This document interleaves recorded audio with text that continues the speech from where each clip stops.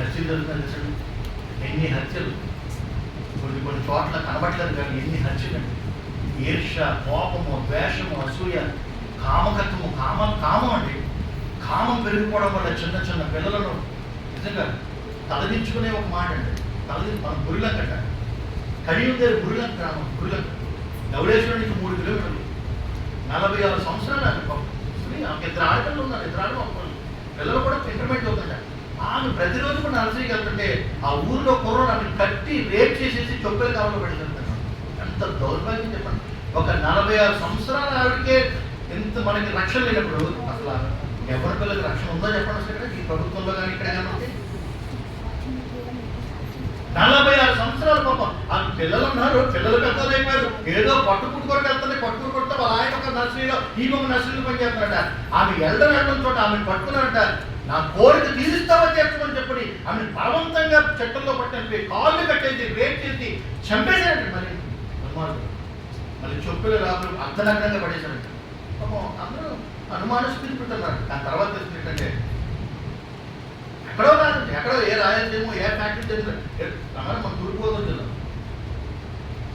గ్రామం. ఎదుటి వ్యక్తిని ప్రేమించి ఎదుటి స్త్రీని గౌరవించేవాడు ఉంటారు. You must respect women, you respect men, respect girls. ఆడపిల్లలను రెస్పెక్ట్ చేసేవారు ఉంటారు. ఒక ఎవరి పిల్లలు రెస్పెక్ట్ చేయాలి. వాళ్ళు ఎలా మాట్లాడాలి, ఎలా ఉండాలి రెస్పెక్ట్ చేయాలి. ఒక పిల్లల తల్లిని ఎంత రెస్పెక్ట్ చేయాలి, వారితో ఎంతవరకు మాట్లాడాలి. ఇలాంటి మనిషి కదండి చూడండి కామం వెళ్ళిపోతున్నాడు. ఏదో విధంగా కోరిక తీర్చేసుకోవాలి. ఏదో విధంగా చెల్లెం లేదు, అక్కర్ లేదు, భిన్నం లేదు, ఏమీ లేదు. కష్టంగా ఏదో విధంగా కామకత్వం ఇలాంటి సమాజంలో దొరుకుతుంది. కానీ సౌలు ఎంత భయంకరంగా ఇబ్బంది పెడుతున్నారు. సౌలు మనసంతా కూడా దావీదు కలవరి పెడుతున్నా. దావీదుని నిద్ర లేకుండా చేసిన సౌలు దొరికినా కానీ దావీదు ఏం చేశాడంటే సౌలుని ఏమాత్రం కూడా అసలు ఆయన చేతిని తగలకుండా దగ్గరికి వెళ్ళి ఆయన వస్త్రాన్ని కట్ చేసి వస్త్రం తీసి మళ్ళీ వస్త్రాన్ని గిఫ్ట్గా పంపించాడంట. సౌలు అన్నాడంటే సౌలు ఏం చేస్తాడండి మాట, నేనే ఎంతో పగలు పెట్టాను కానీ అసలు దావీదు లాంటి మనుషుడు, దావీదు లాంటి మనుషుడు.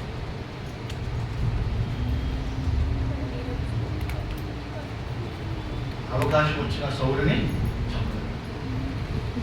మధ్యాహ్నంలో మన శత్రువులు ప్రేమిస్తున్నాను, మన బంధువులు ప్రేమిస్తున్నాను. ఇంకా పగలు పెట్టుకుని చివరికి ఏమవుతుంది? ఎముకలకు పుల్లు, శరీరమునకు దేహమునకు అనారోగ్యం వచ్చేస్తుంది. తెలియకుండా రావచ్చు. ఈరోజు తనకుండా రేపు ఉండకపోవచ్చు.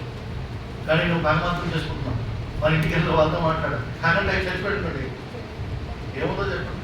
అందుకని ఎప్పటి పడినప్పటికీ కన్ఫెస్ యువర్సెల్ఫ్. చక్కగా మాట్లాడేసి వాళ్ళతో ప్రేమగా మాట్లాడు. నువ్వు ఎలా చూస్తున్నావు అదే చూసే విధానం నీ జీవితంలో నెక్స్ట్ జనరేషన్ అంటే నీ తర్వాత తరం వారు కూడా అదే చూస్తాను. నువ్వు చూసే విధానం బట్టి నువ్వు సరిగ్గా చూస్తే నెక్స్ట్ నువ్వు అదే ఆ ప్రేమతోనే చూడబడతావు. కోడలుగా ఒకవేళ అత్తగారిని బాగా చూసుకుంటే కోడల తర్వాత అత్తగారు అవుతుంది. ఆమె చూసుకుంటే తన కోడలు ఇప్పుడు రాజీనామా పెడితే నువ్వు అసలు ఇంట్లో ఉంటుంది. నువ్వు ఇంట్లో ఉండాలి, పళ్ళవు మాటలు 2 కూరలు 3 కూరలు ఉండాలి, టీ పెట్టాలి, కాఫీ పెట్టాలి అనుకుంటే వచ్చేసరికి టీకి కూడా గది ఉంటుంది. టీ కూడా ఉంటుంది పిల్లలు. ఏమా ఆమె పెట్టితే నువ్వు ఎలా చూసావు? మీ అర్థం ఏ విధంగా చూసావు? ప్రేమగా చూడు, ప్రేమతో చూడాలి. శత్రువును కూడా క్షమించు. గ్రహం స్టేన్స్ అనే వ్యక్తిని నిర్దాక్షిణ్యంగా ఆ యొక్క జీప్లో పెట్టి అతని కొడుకుని చిన్న కాలనీ 8 సంవత్సరాల కుర్రాన్ని చంపేసి పెట్రోల్ పెట్టి తగలబెడితే గ్లాడియస్ స్టేన్స్ వెళ్ళి అడిగారట, అమ్మా నీ భర్తని నీ యొక్క కొడుకుని చంపేశారు కదా, మరి అది ఉరిశిక్ష చేయమంటారు లేకపోతే కాల్చి చంపేయమంటారంటే వాళ్ళు ఏం చేయొద్దండి, వాళ్ళు విడిచిపెట్టండి, ప్రభు చూసుకుంటాడని. మనం చంపడం వల్ల పని పెరుగుతుంది తప్ప వాళ్ళు వదిలిపెట్టేయండి. అవసరమైతే దేవుడే శిక్ష విధిస్తాడు వాళ్ళకి, లేదా ప్రభుత్వం తెలుసుకుని వాళ్ళు మారాలని కోరుకున్నారు. అదే అంట. ఒకవేళ ఈ మధ్యాహ్నకాల సమయంలో ఎవరినైనా ప్రేమించలేకపోతే ప్రేమించు. దావీదుకు దేవుడు అవకాశం ఇచ్చాడు సౌలుని చంపడానికి. సౌలుని అవకాశం ఇచ్చి చంపడానికి అవకాశం ఇచ్చిన దావీదు సౌలు యొక్క దేహాన్ని ముట్టుకోలేదు. కారణం ఏంటంటే దేవుని చేత అభిషేకించబడిన వాడు. దేవుని చేత అభిషేకించబడిన వాడు సమూయేలును ప్రవక్త అభిషేకించాడు కనుక నేను ఎంత మాత్రమో కూడా ఈ సేవకుడి మీద కానీ దౌడి మీద కానీ నేను నా చేయలేదు. ఇంతగా ఎంత ఉన్నత స్థితిలో ఉన్నాడు. దాచబడిన వస్త్రంతో మనం తెలుసుకునేది ఏంటంటే దేవుని దగ్గర మనం కోయబడిన వస్త్రంతో మనం తెలుసుకునేది ఏంటంటే మనలో ఎవరిని ఏ శత్రువునైనా మనం ఏం చేయాలంటే క్షమిస్తూ ఉంటాం. క్షమించు ఎంతమంది క్షమించాలి ప్రభు అన్నాడట. 70 ఏళ్ళ వరకు 70 టైమ్స్ క్షమించమంటాడు. 70 టైమ్స్ అంటే 70 × 7 అంటే 490 సార్లు క్షమించంటాడు. అంతే సరిపోతుందా? కాదు, దానికి మళ్ళా డబ్బులు వేసుకోని చెప్పంటాడు చూడండి. అంటే నీ జీవితకాలం అంతే కూడా వాళ్ళు ఏం చేస్తున్నాడు?